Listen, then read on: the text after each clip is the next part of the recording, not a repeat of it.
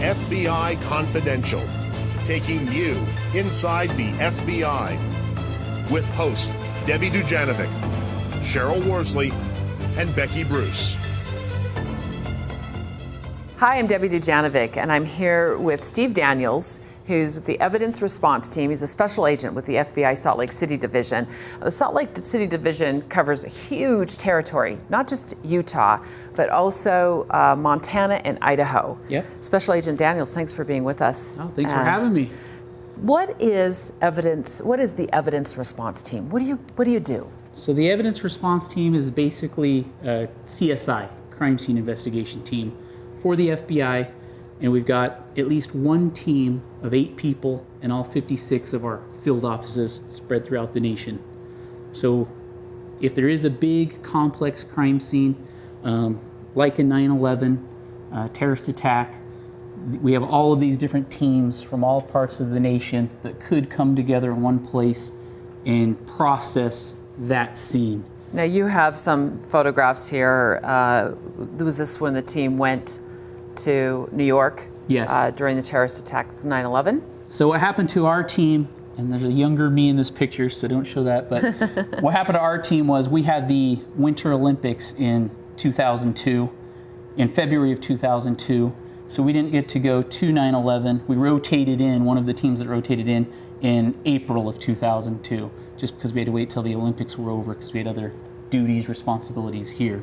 But that crime scene obviously happened 9/11 2001, and then we didn't get there till April 2002, so just a major effort taking a lot of the debris from the World Trade Towers, shipping it over to Staten Island, New Jersey, and then they had these big football fields where they'd throw the debris out, and essentially by the time we got there, we were just doing a human remain recovery effort, going through that debris, looking for any kind of human remains, any kind of IDs, rings, anything that might be a personal effect, personal item to those victims, to their families, so they could eventually try to get that back to the victims.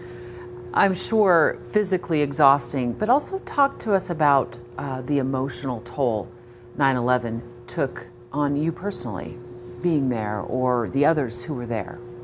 I think for 9/11, obviously, anybody in law enforcement, anybody in emergency services, once that happened, everybody wanted to respond. Everybody wanted to be there. So I remember for me personally, we were kind of biting at the bit because we had to wait for the Olympics to be over, but we did want to get there. We wanted to, pull our weight, do something to help. So that was for all of us, that was just our chance to give back. And so that was kind of, but emotionally, being there, I remember for me going through finding shoes, and you'd have to look into the toes of the shoes to see if anything might be there. And that was just I still remember that. And they had conveyor belts in these different buildings where they'd throw finer pieces of rubble down. And our photographer, he actually found a partial jawbone, and that was the biggest bone that we knew was a human bone that we found. And it was exhausting. You'd have to wear some of this personal protective equipment out there because we had asbestos issues. Obviously, because of the buildings, potential blood, potential contaminants of different things that could hurt us. So we'd have to wear these Tyvek suits. We had bigger respirator masks on that we'd have to wear. And I remember there's more humidity back there than from here. So we were in these suits with the higher humidity. It was probably about the 90s when we were there, walking through these fields that were about the size of football fields. And then after you do your walkthrough with your rakes and shovels, you'd go, rest in like a little tough shed type thing. So you just, you'd be exhausted waiting for them, the big tractors, to move the debris you just went through, put more debris out, and then you'd go do it again. And then you'd have a lunch break where you'd have to decontaminate yourself, go into the Red Cross put up, nice facilities where they kept us fed. But then you'd have to get your stuff back on, go back out to the fields or the conveyor belt areas and do that. So it was exhausting, it was hard work. But from the worst terrorist attack on American soil to child kidnappings, the evidence response team here at the FBI and Salt Lake City Division, you can be dispatched at a moment's notice to anywhere within your 3-state territory. I mean, you've got Utah, Montana, and Idaho. This was in response to a child kidnapping. A child was kidnapped. So Hannah Anderson. Yes. Hannah Anderson from around the area of San Diego, California. She was kidnapped, eventually ended up in near Cascade, Idaho, in a very remote part of Idaho.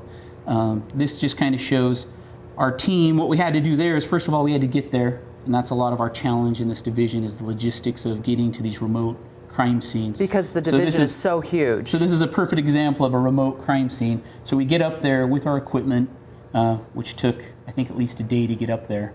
And then by the time, we had a couple of different crime scenes. We had a crime scene where the suspect had ditched the vehicle at a trailhead, which was remote. And then he and the victim had ended up at a campsite, a very remote campsite. So this picture shows some of us after the suspect was shot and killed and Hannah was rescued. We had to go up and process that shooting scene now. You know, recently we had the Las Vegas shooting. And so just a good example of our division being utilized was once that event happened, it was earlier the next morning. That happened on a Sunday night.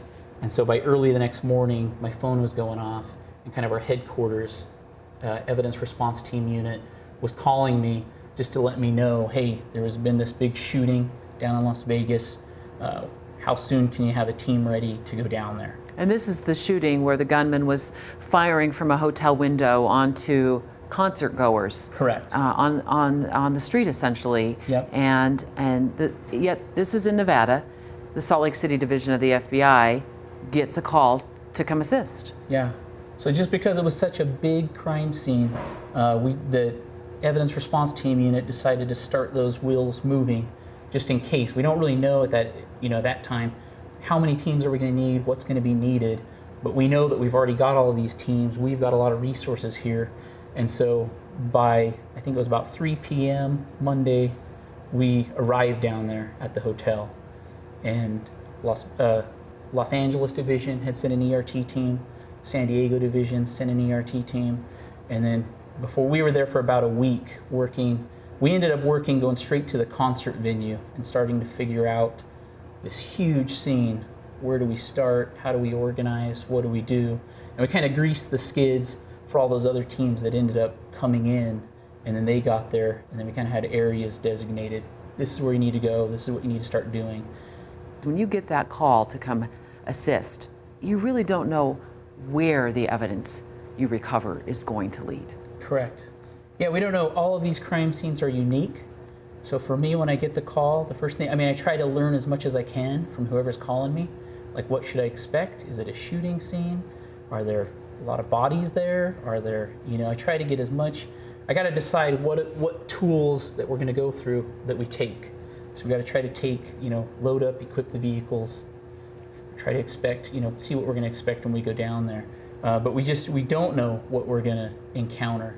And then when we get there and we start tackling the problem, and once we start going through this stuff, hopefully everybody gets an idea of why it takes us so long to process these scenes, and why, like, the media might not be getting all the information they want to get right away. Because you don't know either. Yeah, and this process we hopefully will go through is kind of a methodical, slow sometimes process where we just can't rush, we can't hurry. So it's when you get to court, if there is going to be a prosecution, you have to be able to say, yeah, we did a thorough job, and I know this because Yep. we went through all these steps, Yeah. and we were careful. So all of the paperwork, all of the way we package things, the sketches we take, we need to be able to tell a jury or a judge what we did, each step of the way, what we did, why we did it. We have to be able to memorialize that and remember it 5-10 years down the road. Because sometimes these cases can go on that long. And what I'm seeing is a lot of the work I did in Las Vegas was, to me, it felt like I was doing more of that work for maybe these victims, maybe their families. We were taking blood swabs of all these different areas. And to me, I was like, I'd want to know where my family member was. I'd want to know, I'd want to have some kind of diagram or map that showed maybe what happened, maybe give the victims, their families, some kind of closure. I want you to explain all these tools that you have here so we all understand what it is that you take with you to a crime scene when you're investigating. Okay, a lot of what we do is just the documentation, which we talked about. We need to be able to memorialize this for court purposes, to explain it to a jury. So I've just put some of my paperwork out here. Crime scene sign-in log. So you just got to document who's going into your crime scene, who's leaving your crime scene. Start that as early as you can right at the beginning. You've secured your scene already. An administrative worksheet is just something a team leader would do, somebody like me, and it's just going to note the times that we showed up, anything significant that I saw, any hazards that might be on this crime scene. Ultimately, when it comes to the crime scene, that's a point where none of our people should get hurt. So we need to go slow enough. There's nothing that should make us be in a hurry. So we need to go slow, make sure there's no bomb type stuff, make sure there's no anything chemicals that might hurt us. So we just would note all that kind of stuff. And if we had to call in another expert like a hazmat team or a bomb tech, we'd be noting that on there, the times and why we did what we did. And then these are just some of the different personal protective equipment we use. These are just some nicer booties. Cover your shoes. So it comes all the way up. This will keep, contaminants off of us, keep us safe. Yeah. And it'll keep us from leaving, bringing in any contaminants to the different scenes. And you don't. You go through a lot of these? You go through a lot of these? So in Las Vegas, we went through a lot of these. So we had, hundreds of people, hundreds of team members coming in, and our truck was one of the first ones down there, and we ran out of these rather quickly. These are just kind of inserts to these latex gloves. So pretty much always use these on crime scenes. These just kind of make them last longer in your crime scene. Well, this is something I think everyone can recognize. The do not cross. If you watch any sort of crime drama, the media out and the public, right? So just those first law enforcement officers on the scene should all have some of this stuff, because you need to try to secure your scene to some degree. And that's not to say that scene's not going to expand later. Once the crime scene guys get there, once you start looking at your scene, doing some surveys, you might end up expanding that crime scene. So don't be shocked if you see, why are they kicking us back even further? It's because there's a reason. The evidence has led you to expand. The evidence has led us to expand this scene for some reason to whatever area it goes. And this is what, an evidence marker. These are just little placards we use to mark our evidence. So all of our evidence item numbers we go 1 through however many. And on one of these, this evidence recovery log right here, evidence collected item log, it says item numbers. So we give an item number to each piece of evidence that we're going to collect. So that's just one other form. And all of these forms, the times, the dates, the descriptions, they kind of all everything has to match, right? Our evidence, when we finally get a piece of evidence that's in here, in this bag, we have to tape it. We have to put a lot of information on it. There's that item number again. So that item number matches this log and that item number. And then we got a lot of other information, the descriptions, the date, the case number, who found it, who observed them finding it. So we've got a lot of different information that goes on each piece of evidence. Las Vegas is a good example. Maybe I'm one team of many, and I'm collecting item number 3 in my part of the scene. And then we've got an item number 3 in another part of the scene that another team's collected. So we need to have ways of knowing which team had this piece of evidence. The smaller your scenes, the less important that becomes, but there's reasons why we try to learn this system so that we can handle these bigger scenes. We've got different this is an older computer, but we've got different computer systems where we can do all of this paperwork on our computer systems. On the scene itself? You're on the scene itself. Right there. You're entering evidence and information that you need. Yeah, but it just depends on, like we talked about earlier, we handle very remote scenes. So sometimes we don't have access to power. Sometimes the laptop breaks. So we still have to have these paper versions, but we get the choice. And then cameras. So one of the greatest things when you're looking at crime scenes is looking at the crime scene photos. So you got to do your photos. You got to have a separate log for your photos that tell you what those pictures are of. And then you have to have sketches of your crime scene. And I say sketches because I'm usually the guy that has like an overall sketch, a sketch of a certain room, another sketch of a wall, a side angle. And all of this stuff has to, the sketch, has to match with the photo log. And the photo log, so they work hand in hand with each other. You have to have a good sketch, you have to match with your photos. And then when at the end of the day, whoever's reviewing it, attorneys, the jury, they got to be able to look at the nice sketch and then look at your photos, and they're going to be, oh, okay, we see where that's at. If you need to measure your evidence in the sketch, you can. So we've got traditional measuring tools. We've got laser measuring tools, compasses, obviously. Grid paper. You gotta bring everything with you. And some of our scenes are remote, so you could be in the middle of nowhere with no real reference points. So you got to think of ways to create reference points for some of those scenes, for your measurements, for your sketches, so they make sense. And then one of the tools that we have in our division is we've got the total station. So it's essentially a piece of survey equipment, but it gives us a more precise way of measuring evidence, measuring crime scenes, measuring where buildings are, measuring where vehicles are. So in Las Vegas, we were there pretty quick, so we started measuring where vehicles were positioned on the strip, because we knew the strip, they were going to want to open that as soon as possible. So we tried to get those things all measured in and hammered out quickly. So we have tools like that that'll help us. And then our headquarters also has all the laser scanner technologies. So if it's something major like Las Vegas or any other major incident, then they just fly that out, and they've got teams that'll come in and do the scanner. So they could scan this whole room with millions of points, of reference points. So it just basically paints a picture of the whole room. The important thing about this is we're always getting ready for a prosecution. So we're always getting ready for a jury.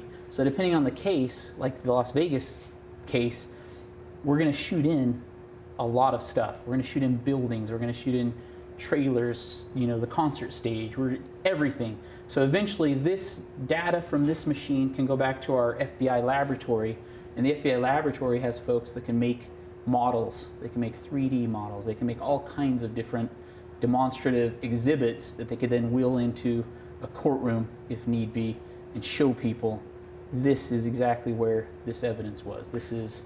Because again, at the beginning, when you're going into a crime scene and analyzing it and collecting all that evidence, you don't know where that evidence may lead. There may be a prosecution, or right.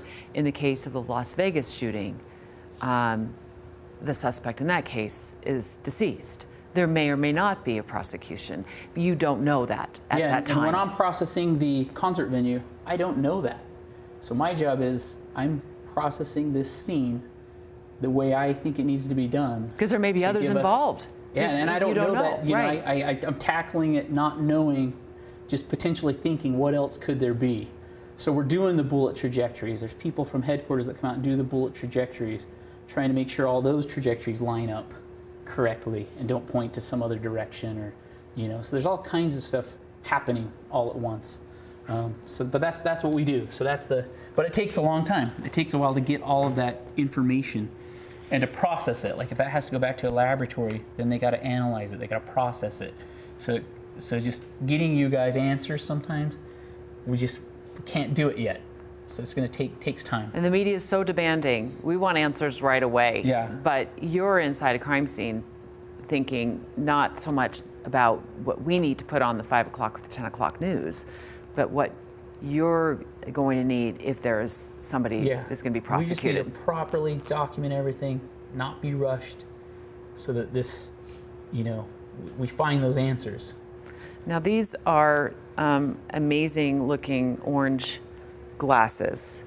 When are these used? So we have a tool, it's called the alternate light source, and basically it's just what it says. It says we're using different kinds of light to potentially show us different stains anywhere, in a residence, in a car, any kind of crime scene. So there's a lot of stains. If you look at this table, you can just see some stains that we've created here with cleaning products. I've got some fake blood, so I've put some fake blood on some of this stuff. So we've just got these stains.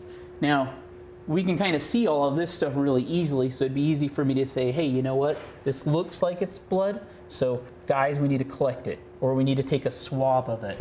Maybe we don't need to tear this whole thing out, but we can take a swab of this blood and give that to the lab.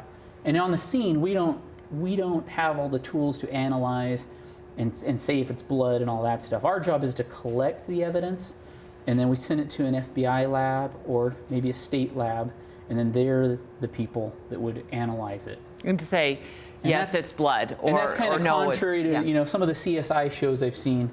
They're the ones that are out there collecting the evidence. Then right on scene, they've got a fancy machine where they're doing their own analysis of it, giving their results, and then they throw on their SWAT gear, and then they go out with the SWAT team and bust down the door and go arrest the guy. So it's kind of our role, our evidence response team role, is to just go to the crime scene, process the crime scene, collect those potential pieces of evidence, the good stuff, and send it back to those labs properly so that then they can do that analysis. And what I wanted to talk about, so these alternate light source, and we like using this blue light. It just shows a little blue down here. Can you shine it on the... I'll shine it on here. I didn't really set it up to give us anything, but it gives you a different... That main light over there? A blue light source like that, or those orange glasses that you have there, glasses, and I'll wear these, will give you a different... may light something up that you can't see with the naked eye? Correct. Or maybe it just lets you see it a little better. Maybe you can see something, that something's there. And we don't have, it's not dark enough in here for me to really tell. But on some of these, like this one kind of fluoresces. So on this sponge here, something lit up that I couldn't see. On these sponges, I've put some different cleaners, and I don't remember now which ones I put. And the cleaners will sometimes fluoresce. So that's what these are just kind of showing. And then the other things that will fluoresce will be kind of the bodily fluids, which I won't go into too much detail. And then some things like blood won't fluoresce. So you'll get like a darker stainage, like that towel. And then you'll get a darker stainage down here. And when I'm on the crime scene, I'm not going to say whether it's blood or not, but that just gives me an idea of, well, you know what, that could be blood because it's not fluorescing. So I'm going to cut it out of a piece of carpet. I'm going to take a swab of it, something to give the lab, and I'm going to document all that. I'm going to document on a sketch where that was found. I mean, so we know exactly where it was found. When it does come back, oh, you know what, that is the victim's blood. Then we've got it all. We know where it was, all that kind of stuff. The bodily fluids, they fluoresce. So you can probably think of cases where we might be interested in seeing if something fluoresces in a car or anywhere else, we might cut it out and take the sample just in case it. And ultimately, we're trying to link our victim to a crime scene, or link our suspects to a crime scene, or link them to each other. We don't know. It all depends on what kind of crime scene you're dealing with, what case you're dealing with. And what comes to my mind is we had the transit worker, K. Ricks, the UTA transit worker, who was kidnapped not too long ago and then killed.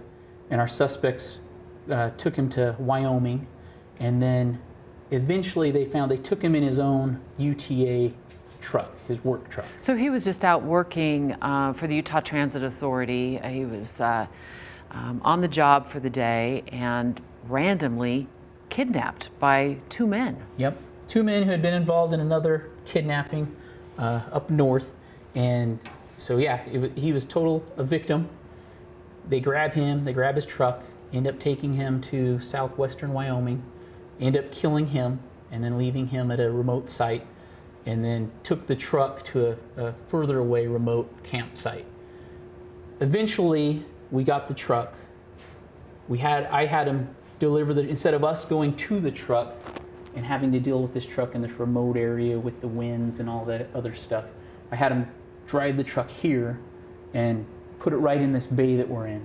And so we had the UTA truck, and for me, it was one of those things where we knew, okay, we forensically need to look at this truck. We need to look for fingerprints. We need to look for DNA.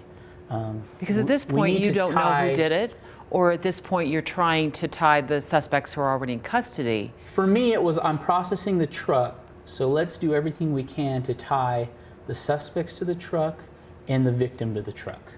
That's kind of for that scene, that's what we want to do. And maybe there's information in the truck that shows they were somewhere where, some investigative value. Like I think we ended up finding a Arctic Circle receipt which, yes, they did go to an Arctic Circle, and I think they found video from that later. So there's little things like that that just match up with this case. So if you can say, well, this receipt is time-stamped for this on this date, you can go to that fast food restaurant. Yep. Maybe hope they have surveillance cameras rolling and show potentially the victim and the suspects in the restaurant at the same time. Correct. And that's got to be a light bulb moment for you. And then that's on whatever timeline the case agent's making. I mean, that's critical. Hey, now we know at this timeline, these guys were together. You know, where is that in relation to where the body was found? Where is that, you know? In relation to where he was kidnapped. It just starts adding all of these different leads and, you know, for the case agent. So anyway, we get the truck here, and we knew that the hood was open on the engine hood was open on the truck. And so from asking some questions to the Wyoming investigators, they're like, yeah, we think the bad guy, the suspects opened the hood and disabled the battery. So we knew that they had been touching the battery parts and the hood. So one of the things we did is I had a couple of guys, a guy that used to be a mechanic. I told him, hey, look at that, you know, the lever that you use to pop the engine compartment. And on the grill, I think it was on a piece of the grill, the front grill of the truck, we ended up finding a fingerprint for one of the suspects. And then we went into the truck. I had the guys take off the door handles, and on the inside of the door handles, I think we found another fingerprint for one of them. And then there was a food bowl on the dash, and we took a spoon out of it, and it ended up getting DNA from the spoon for one of the suspects. And then there was a paint can in the back toolbox. They had used this fluorescent green paint to try to cover up the UTA insignia on the side doors. And on that can, we found a fingerprint for one of the suspects. And then what was interesting about that was the Wyoming investigators, they processed the body site, the body dump site. And they happened to spot on some kind of twig or branch or something, they found this little trace of fluorescent paint. And then that ended up matching that paint that was from that paint can. So right there, we're tying the guys to the truck, the suspects to the truck. You know, we're tying the truck now to that body dump site. And then we've got the receipts for whatever else that's in there that puts them in the timeline that's being created. So you can start seeing how it starts coming together. And you're like, all that evidence is just kind of overpowering that, okay, we know who these guys are. They were here. You know, they did this. So that's kind of a good example. This does not happen in one day or 2 days. This is what we were talking about earlier, what can take so long in an investigation, because it's one fingerprint at a time. It's one little paint droplet at a time that pieces everything together. And it's all of us coming together. So the Wyoming, you know, crime scene guys went out to that site they had, so they processed their site and the evidence they collected. You know, so that's got to be done right. That's got to be, you know, they found what they needed to find. And they had no idea what did that green little twig mean? But it was different. It was abnormal, so they collected it. And thank goodness they did, because then, it was the green paint that was in this truck. So they might not even know, you know, they might not have a piece of the other side of the puzzle, but we did once we found the truck. So then it ended up matching up later. So that's how that becomes important. So that's just a good example of one of the things that we can do here. It's fascinating. And I'm looking at what looks like palm prints and fingerprints. I would imagine that this is something you use regularly on crime scenes. So everybody always thinks of fingerprints when they think of crime scenes. I was talking to somebody earlier, and I was like, all of your crime scenes are unique and different, so you don't always have to use, all of these things won't be used on every crime scene. But if you know you have a crime scene where, I am trying, like that case we just talked about, I am trying to link this guy to this vehicle.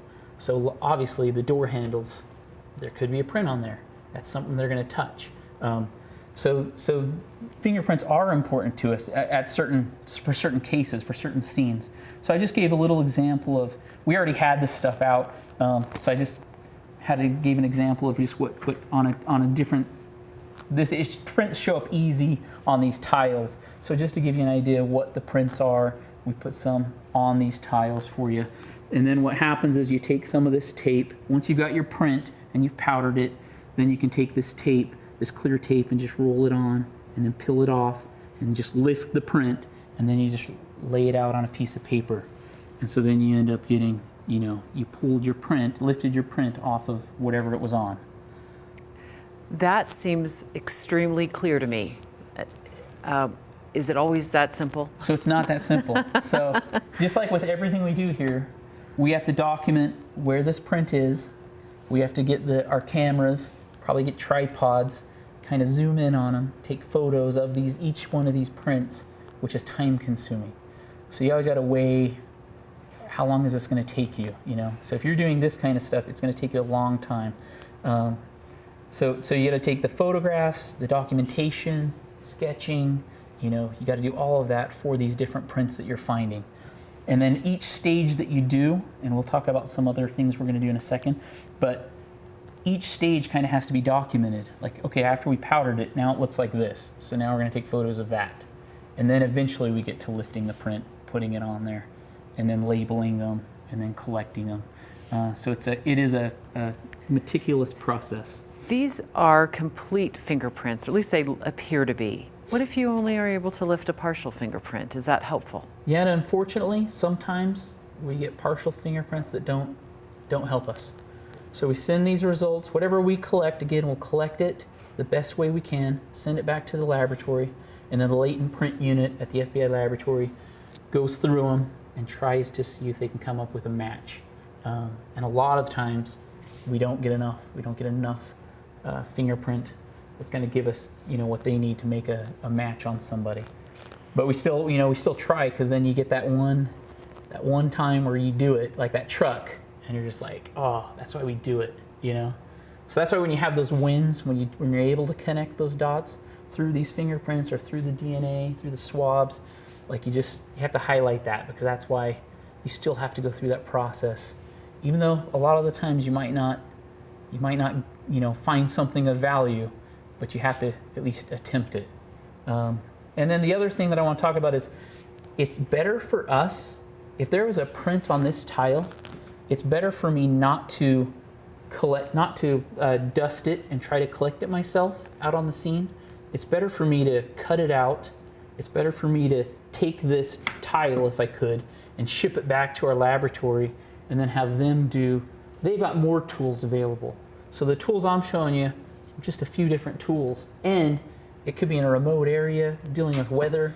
They're in a laboratory environment, so they've got it's just always better to just send them whatever it is. Like if it's this teapot, send that to them so that they could be the ones that do their processing on it in that laboratory environment. But there's certain circumstances where it's too big of an item.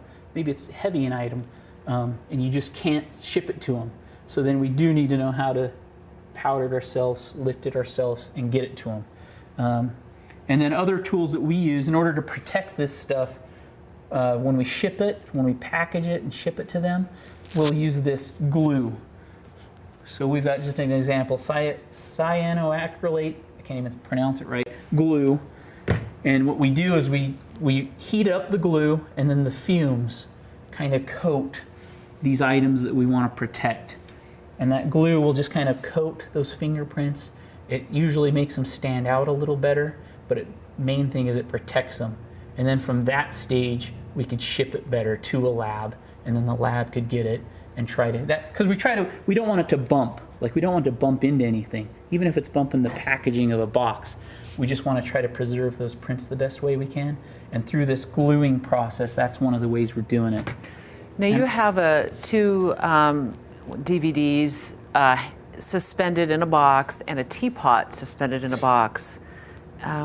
Why have you set it up like this? Is this just for our purposes? No, so this is I reuse stuff that when I do these demos. And we recently had something real where somebody brought in, I won't say what it was, but they brought in something that wasn't going to go to our FBI lab, but they wanted us to try to process it and do this, what we're talking about here. So what we did with it is we put it on here. We created this, just grabbed a box, and all we wanted was something to trap the fumes from our glue. So we just take our glue, put it in these tins, and then we heat up the burner, and then I had a garbage bag that we put over this end, and then when it heats up, it sends those fumes all around this item. You're trying to protect those prints. And then what you do is you grab one of these CDs and you put your own print on it. So I usually wipe some oil off my forehead and put my own fingers on it. And you can see some of the fingers on there. So this is your known. You know you have a fingerprint on here. So you come over here to the side of your box, you cut a hole open, you put some kind of plastic on it so that you can see through it from the outside. You hang your known close to your window where you can see it, and then when the fumes make your known show up, then you know you've done it enough, right? So now we know, okay, we can stop, so then you turn it off, and then you come in and grab your item, and it's got the fumes that it needs to have it. So it's kind of it reminds me of the Boy Scouts. It's kind of just this, and you can make it if you had a vehicle you had to do this to. You can make use tarps. You could, so you could create one of these fuming chambers out of anything you could think of.